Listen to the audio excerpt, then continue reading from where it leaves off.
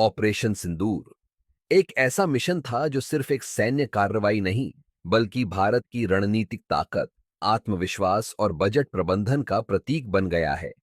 जहां एक तरफ हमारी सेना ने दुश्मन को सटीकता से जवाब दिया, वहीं दूसरी तरफ सरकार ने रक्षा क्षेत्र को वो प्रोत्साहन दिया जो दशकों से जरूरी था। जैसे ही ऑपरेशन की सफलता सामने आई, सरकार ने बिना देर किए रक्षा क्षेत्र के लिए बजट बूस्टर का ऐलान कर दिया। 2025 के डिफेंस बजट में 15% से ज्यादा की बढ़ोतरी हुई है।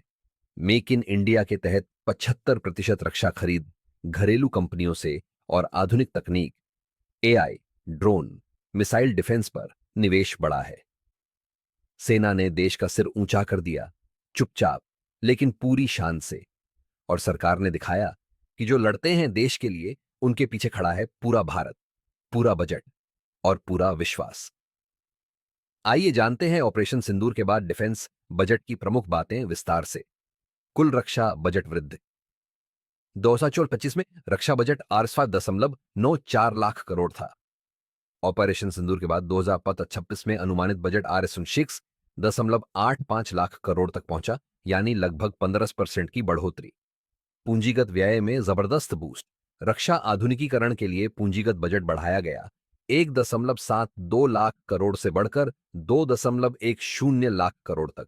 इसमें शामिल हैं एडवांस्ड फाइटर जेट्स जैसे तेजस MK2, रफाल एम, तो high end drone technology, air defence missile system जैसे Akash NG, iron dome type, artillery और नेवल फ्रिगेट्स।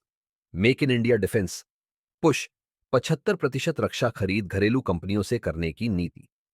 भारत के HAL, BEL, DRDO जैसे संस्थानों को भारी निवेश और नई डील्स मिली।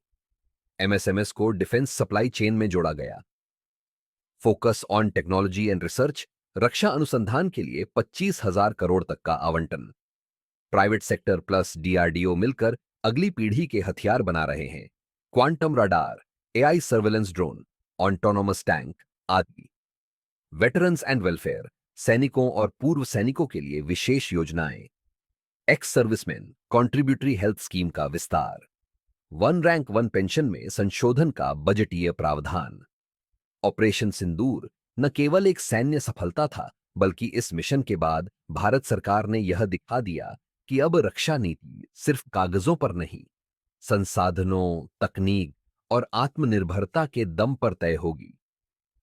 ऐसी ही और देश से जुड़ी खबरों के लिए जुड़े रहिए स्वदेश ज्योति के साथ।